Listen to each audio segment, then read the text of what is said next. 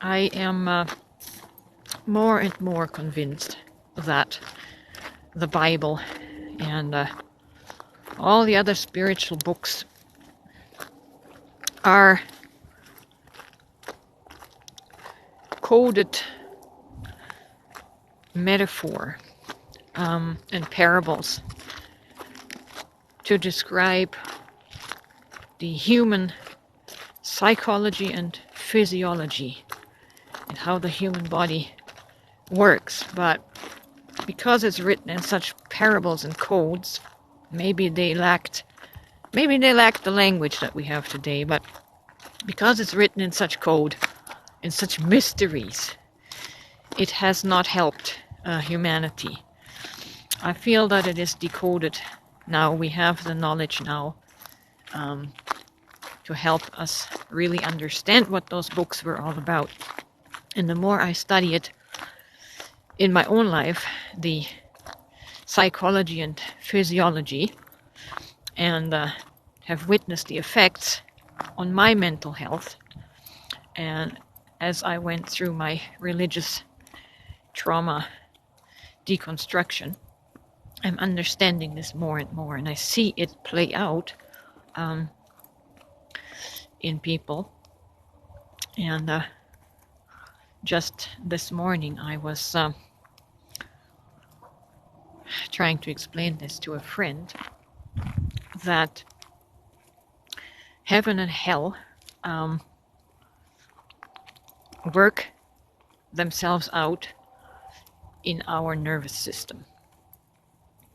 It's the two opposites, the sympathetic nervous system and the parasympathetic nervous system, constantly trying to balance each other out. You could call it the yin-yang.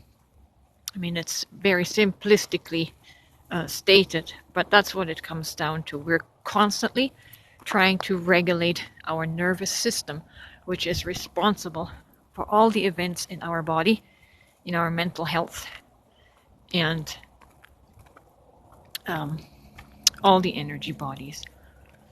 And for instance, a biblical term for this phenomenon of the nervous system is the phrase where Jesus is recorded as saying, "A house divided against itself shall fall." That is such a mystical language, but it refers to our physical body and the nervous system that fights against itself. And the body becomes sick when that is unbalanced and overly stimulated, always on the flight or fight or freeze stage, right?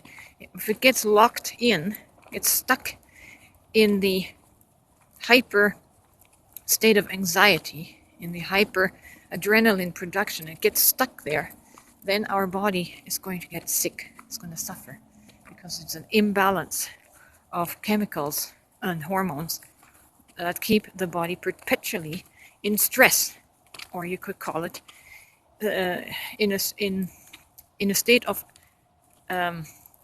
adversity, or you're Satan, right? So it's all playing out mentally, psychologically, and physically, creating hell on earth, or hell in this body.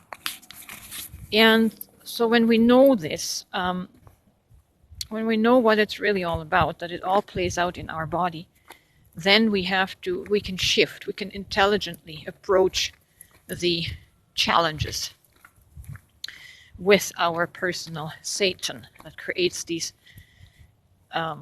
unbalanced adrenaline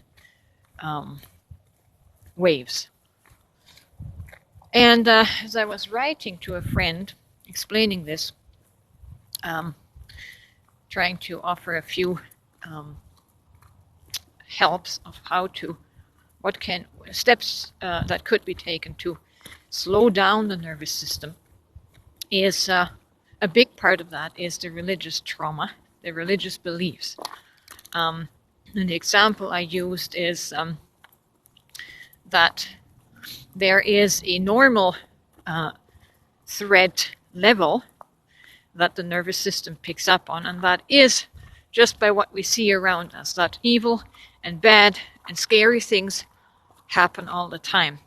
That is obvious and indisputable. But then in comes the mind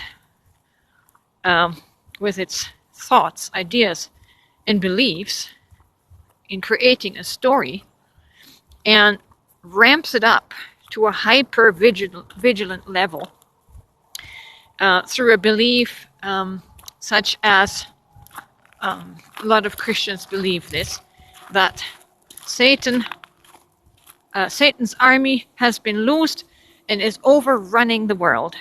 Okay, now that is a belief that was formed based on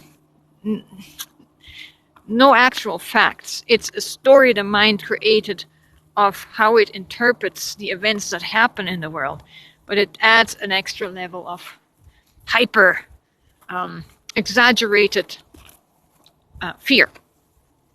So that's a detrimental belief. That's such an ominous and omnipresent and overbearing belief that the nervous system cannot handle. It's inconquerable. So there's a problem with that belief. The nervous system cannot conquer this, and so that's what gets us stuck in adrenaline pumping mode and in the hyperdrive nervous system, what makes us eventually sick, because there's too much imbalance of chemicals being pumped through the body.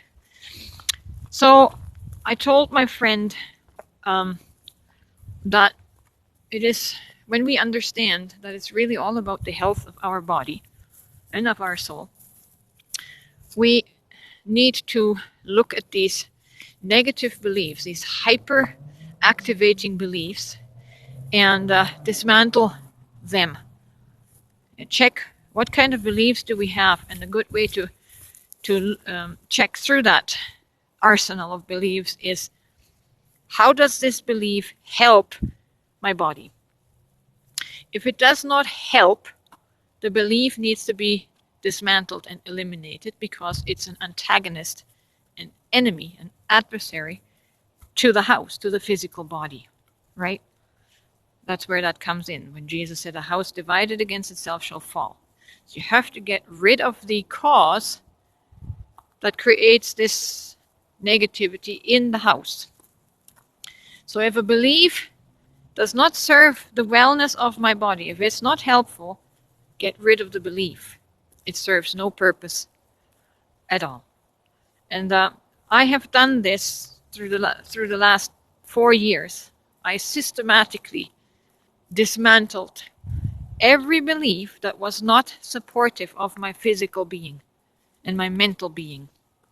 And that's really a good rule and method to follow, how you can determine what is actually true and what is false.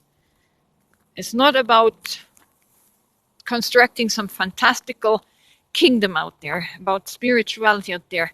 Everything revolves around your own being, your physical health, your body, at least in this lifetime. You want to take that as only truth, which supports and helps your physical being while you are living this earth life. That's where the truth is. Everything else, if it's not helping your physicality, it's a fantastical belief.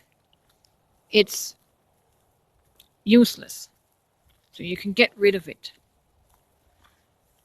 And when we do that, when we get rid of all of these superfluous beliefs and ideas and concepts that are not serving our physical well-being, our emotional well-being, our psychological well-being, our mental well-being, get rid of the belief.